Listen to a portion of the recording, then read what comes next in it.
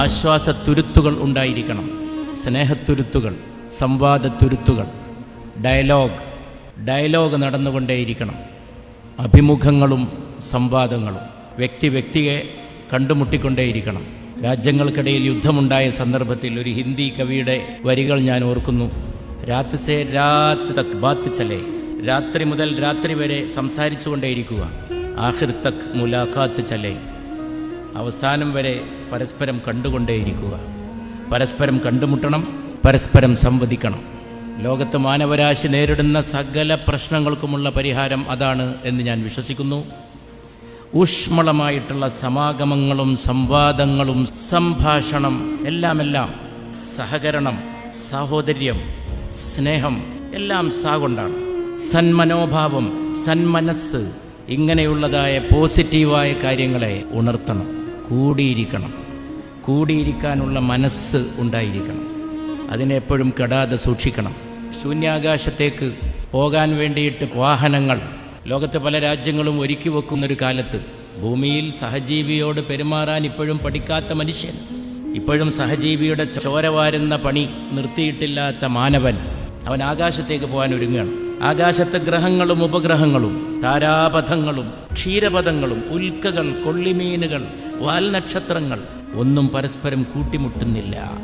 മതം, രാഷ്ട്രീയം, പാർട്ടികൾ, സമൂഹങ്ങൾ, സംസ്കാരങ്ങൾ, നാഗരികതകൾ, everything should move in its own orbit, should not clash. ഓരോന്നും സ്വന്തം ഭ്രമണപഥത്തിലൂടെ സഞ്ചരിച്ചാൽ കൂട്ടിയിടിക്കുകയില്ല. കൂട്ടിയിടിക്കാൻ കഴിയാത്ത ഭ്രമണപഥങ്ങൾ പ്രപഞ്ചത്തിൻ്റെ ശിലാരേഖകളിൽ, മാനസരേഖകളിൽ എത്രയോ മുദ്രണം ചെയ്തു കിടക്കുകയാണ്. എല്ലാവർക്കും ഇടമുണ്ട് ദൈവത്തിൻ്റെ ഭൂമിയിൽ. അതുകൊണ്ട് പുതിയ മാനവികത അന്വേഷിക്കുമ്പോൾ ചരിത്രത്തിലെ ഇന്നലകളിൽ നിന്ന് നന്മകളെ സ്വീകരിക്കണം. മതം, രാഷ്ട്രീയം, കല, സാഹിത്യം, എല്ലാ വിജ്ഞാനങ്ങൾ, ശാസ്ത്രങ്ങൾ, ഇതൊക്കെ തന്നെ എങ്ങനെ മാനവവൽക്കരിക്കപ്പെടണം. Humanization of politics, science, even religion. Humanity means human dignity. മനുഷ്യൻ്റെ ഡിഗ്നിറ്റി മാനിക്കുന്നതാണ് humanity. Every individual has a dignity. Man is the most dignified person. ഏറ്റവും ബഹുമാനിതനാണ് മനുഷ്യൻ. ഓരോ വ്യക്തിയും ബഹുമാനിതനാണ്. മതം, സമുദായം, സംസ്കാരം, ഇതൊന്നും ഈ ഡിഗ്നിറ്റിയെ ബാധിക്കുന്ന കാര്യമല്ല. എനിക്ക് വളരെ ഇഷ്ടപ്പെട്ടൊരു സ്റ്റേറ്റ്മെൻ്റാണ് ഇമ്മാനുവൽ കാന്റിൻ്റെ സ്റ്റേറ്റ്മെൻറ്റ്.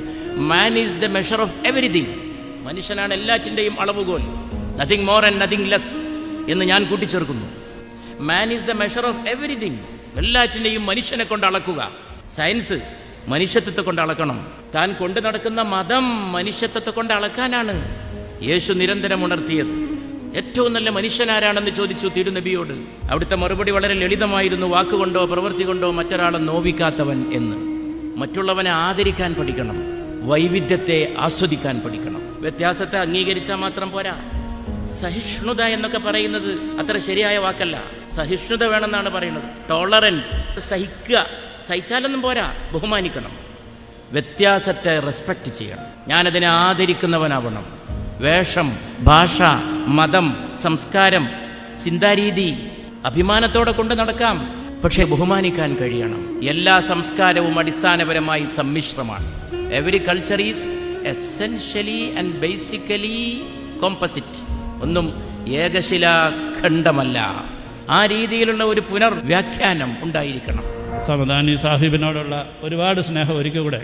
കാരണം നിലാവ് പെയ്യുന്നത് പോലെയാണ് സാഹിബിൻ്റെ സംസാരത്തിനെക്കുറിച്ച് എനിക്ക് പറയാനായിട്ട് തോന്നാറുള്ളത്. അത്രയധികം കാൽപ്പനികതയെ ഇത്രയധികം തുളുമ്പി നിൽക്കുന്ന ഭാഷയിൽ നമ്മളോട് സംവദിക്കാറുള്ള അദ്ദേഹത്തിനോടൊപ്പം ഈ വേദി പങ്കിടുവാൻ കഴിഞ്ഞത് എനിക്ക് ഒരു അഭിമാനമുള്ള നിമിഷങ്ങളാണ്.